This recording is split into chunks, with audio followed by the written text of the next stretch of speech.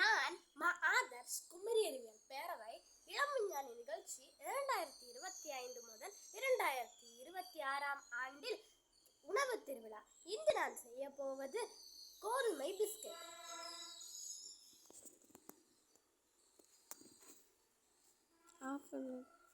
தேவையான பொருட்கள்: நெய்,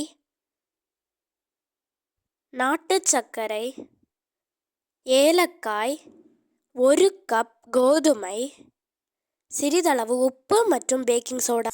நெய்யை சேர்த்துக் கொள்ளலாம்.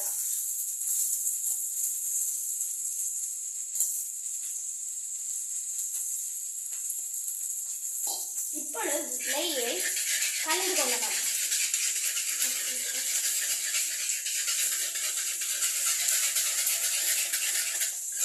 நெய் நன்றாக கிரீம் பதத்துக்கு வர்றது அளவுக்கு நாம் கலந்து கொண்டே இருக்க வேண்டும்.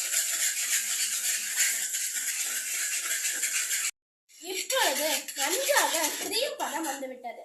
இப்பொழுது சிறிதளவாக நாட்டு சர்க்கரை சேர்த்து கொண்டே இருக்கலாம்.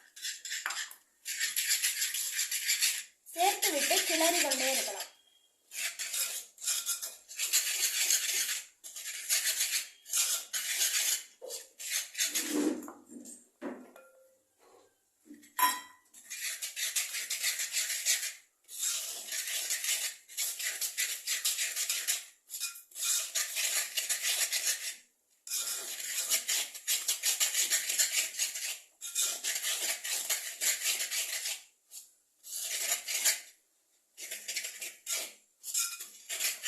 இப்பொழுது ஜல்லடையில் 1 கப்பு கோதுமை மாவையும்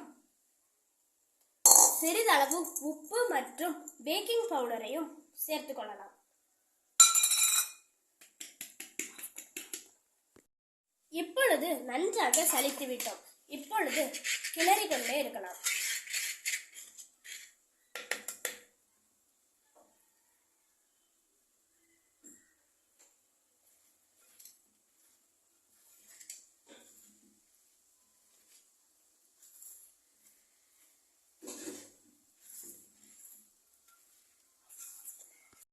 இப்பொழுது விரவும் பொழுது சப்பாத்தி மாவு அளவுக்கு விரவாமல் அதைவிட சிறிதளவு சாஃப்டாக விரவ வேண்டும்.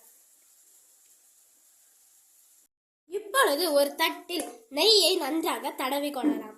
இப்பொழுது மாவை எடுத்து உருட்டி பிஸ்கட் ஷேப்புக்கு கொண்டு வந்து இந்த தட்டில் வைத்துக் கொள்ளலாம். இப்பொழுது நன்றாக உருட்டி விட்டோம். இப்பொழுது அவன் இல்லாமல் நாம் இப்பொழுது பேக் செய்ய போகிறோம். இப்பொழுது ஒரு ஸ்டவ்வை ஆன் செய்து ஒரு அடிகனமான பாத்திரத்தை வைத்து கல்லுப்பை கொட்டிக்கொள்ளலாம். அதன் பின் ஒரு இதை வைத்து மூடி வைத்து 5 நிமிடம் ப்ரீஹீட் செய்து கொள்ளலாம். இப்பொழுது 5 நிமிடம் ஆகிவிட்டது. இப்பொழுது மூடியை திறந்து கொள்ளலாம். இப்பொழுது நாம் ரெடி செய்து வைத்திருக்கும் இந்த பிஸ்கட்டுகளை உள்ளே வைக்கலாம். இப்பொழுது மூடிக்கொள்ளலாம். இது 15 நிமிடத்தில் பிஸ்கட் ரெடியாகிவிடும். இப்பொழுது நாம் பேக் செய்து விட்டோம். ஆனால் ஓவன் இல்லாமல் செய்ததனால் இப்பொழுதே ரெடியாகாது. இது 1 மணிக்கூர் ஆறிய பின் மட்டும்தான் இது பிஸ்கட் போல் இருக்கும். என்னை இந்த உணவு திருவிழாவில் பங்கேற்க வைத்த குமரி அறிவியல் பேரவைக்கு நன்றி, வணக்கம்.